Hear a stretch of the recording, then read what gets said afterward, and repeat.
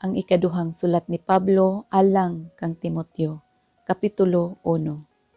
Gikan ni Pablo, apostol ni Kristo Jesus, tungod sa pagbuot sa Dios, o gipadala aron magsangyaw sa gisaad nga kinabuhi nga atong nabatunan, pinaagi sa pagkahiusa nato kang Kristo Jesus. Alang kang Timoteo, ang pinangga kong anak, ang Dios nga Amahan, ug si Kristo Jesus nga atong Ginoo, maghatag unta kanimo grasya, kaluoy, ug kalinaw. Pagpasalamat ug pagdayeg. Nagpasalamat ako sa Dios nga akong gialagaran sa malinis nga konsensya, sama sa pag-alagad sa akong mga katigulangan. Adlaw ug gabii nagpasalamat ako kaniya, samtang sa kanunay ako naghinumdom kanimo diha sa akong mga pag-ampo. Nahinumdom ako sa imong mga luha ug nangandoy nga makikita kanimo aron malipay ako pag-ayo. Nahinumdom ako sa imong matinud-anong pagtuo, sama sa pagtuo sa imong apuhan nga si Loida ug sa imong inahan nga si Eunice. Misalig ako nga nagbaton ka gihapon sa maong pagtuo.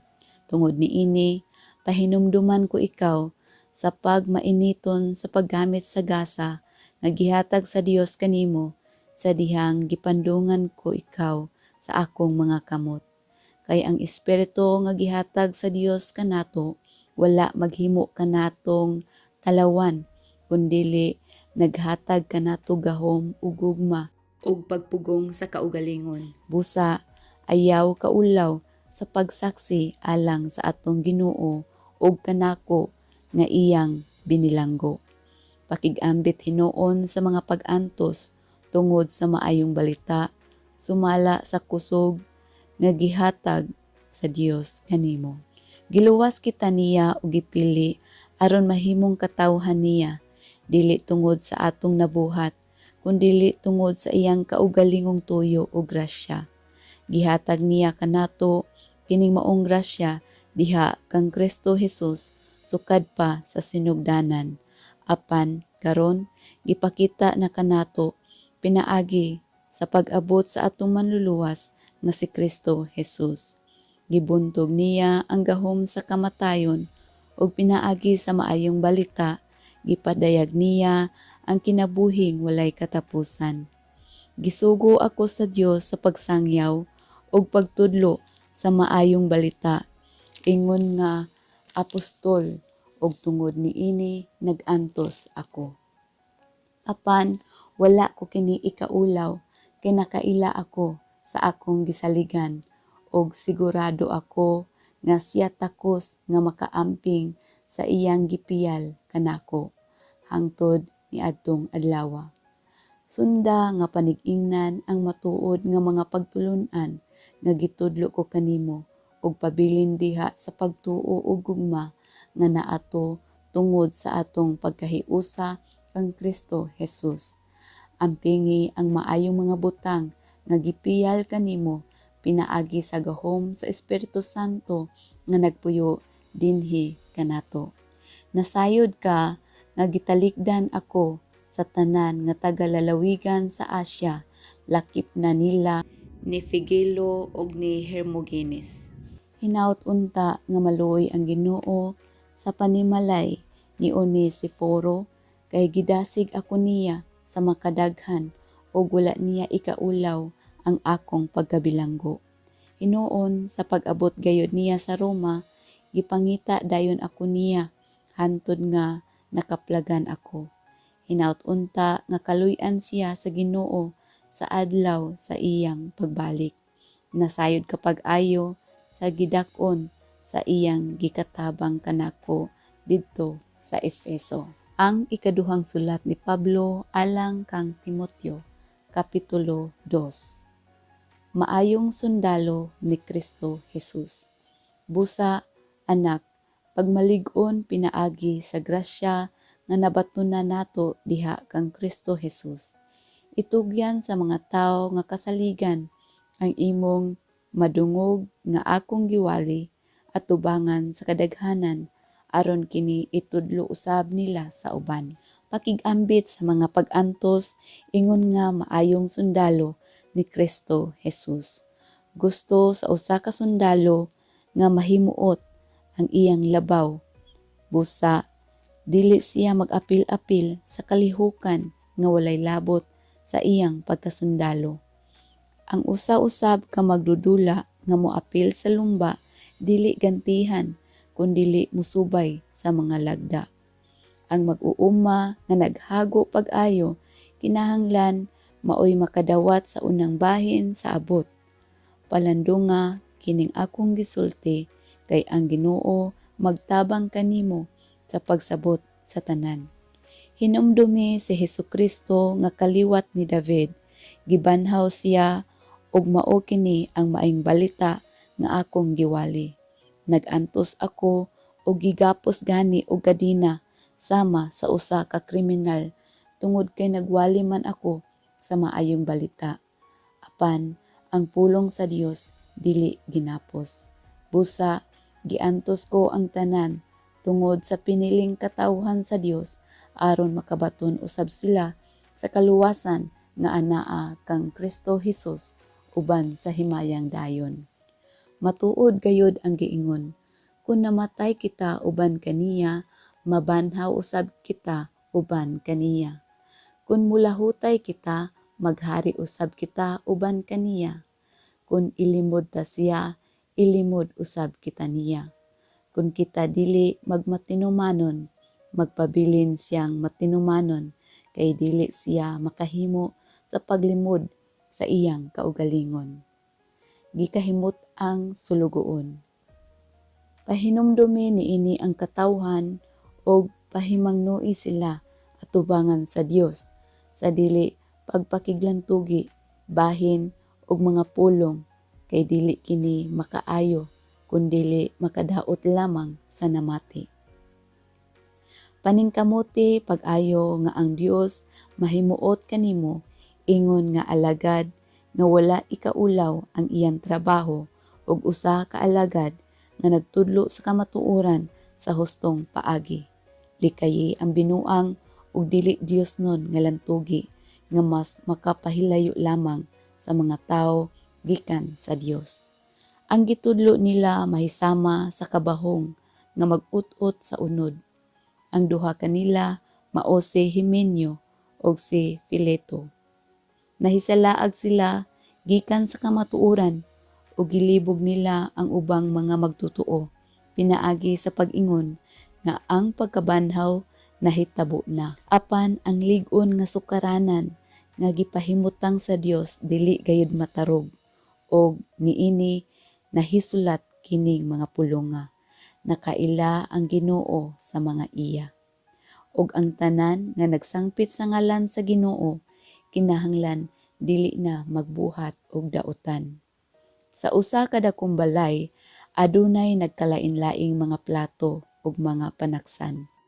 Ang uban plata ug bulawan, ang uban kahoy ug yuta. May alang sa espesyal nga higayon ug may alang usab sa adlaw-adlawng paggamit. Kung hinluan sa tawo ang iyang kaugalingon, gikan niining daotang mga buhat, gamiton siya alang sa espesyal nga mga katuyuan, kay gihalad man siya aron kapuslan sa iyang agalon ug siya andam sa tanang buhat nga maayo. Likayi ang mga daotang butang nga gusto kaayong himuon sa mga batan-on. Tinguhaa hinuon ang pagkamatarong, pagtuo, gugma ug pakigdait uban ni adtong maputli o kasing-kasing nga nagsangpit sa Ginoo. Likayi usab ang binuang ug walay pulos nga mga pakiglantugi.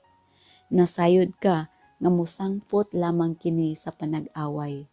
Ang sulugoon sa Ginoo kinahanglan dili mangaway.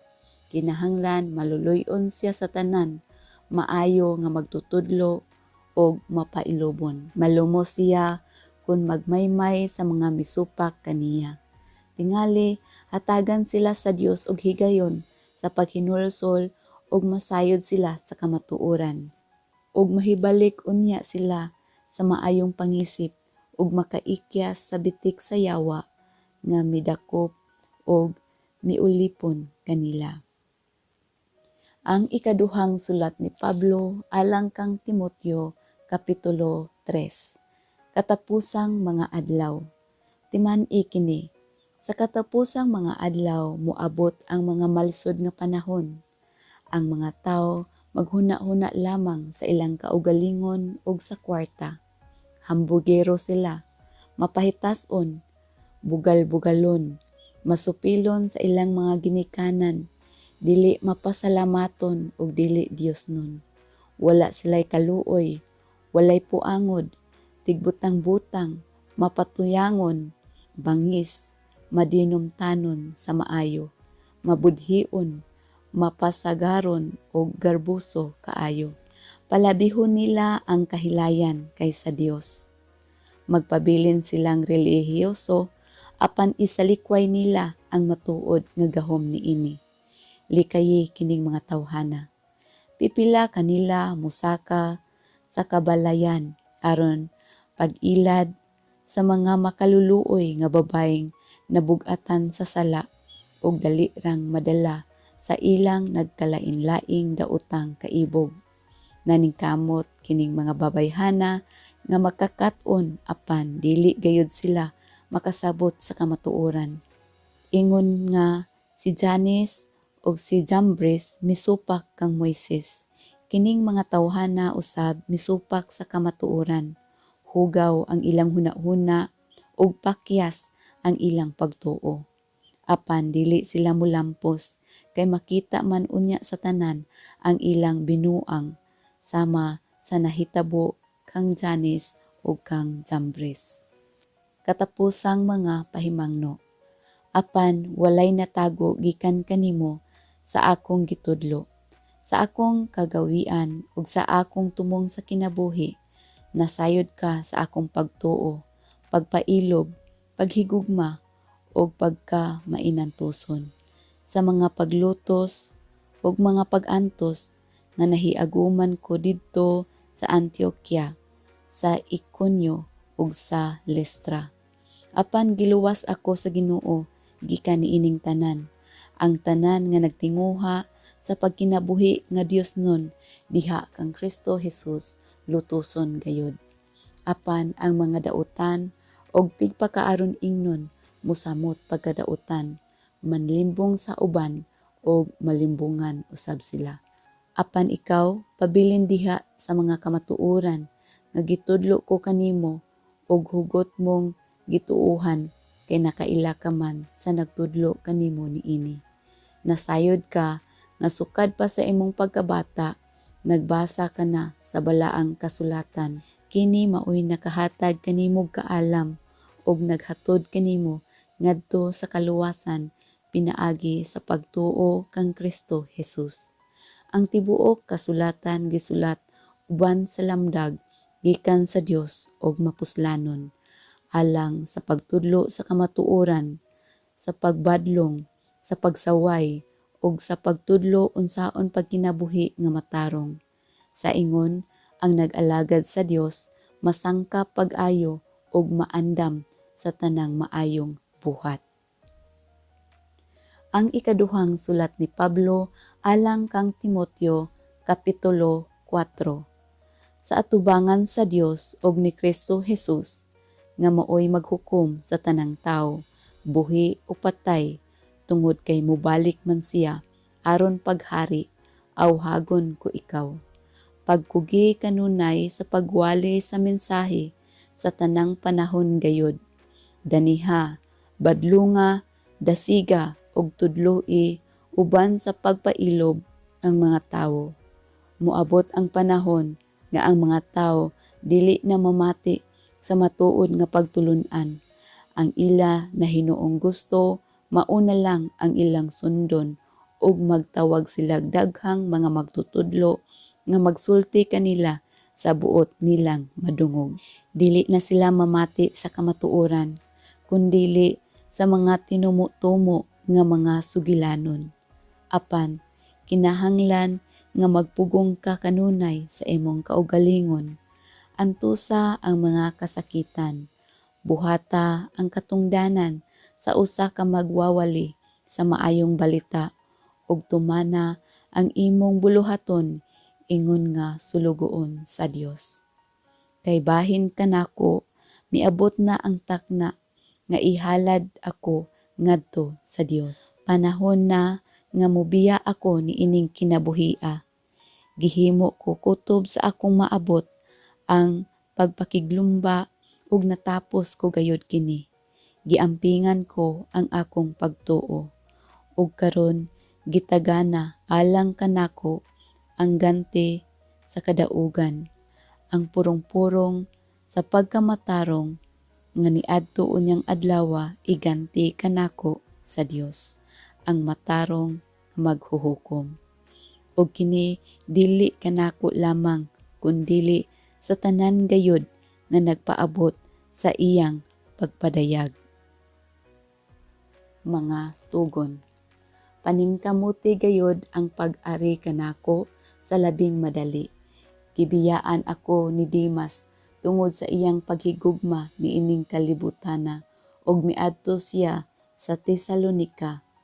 Si Crescente miadto sa Galacia ug si Tito sa Dalmacia.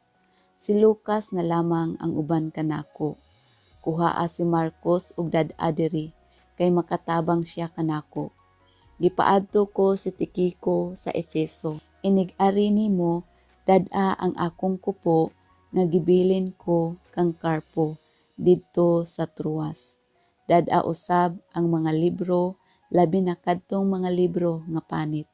Si Alejandro nga Platero nakahimo kanako dakong kadaot. Ang Ginoo maoy magbalos kaniya sa iyang gibuhat. Likay siya kay supak gayud siya kaayo sa atong mensahe. Sa una kong pag-atubang sa hukmanan, wala gayo mitabang kanako. Gitalikdan ako sa tanan. Hinaut-unta nga dili sila pakasad-on sa Dios niini.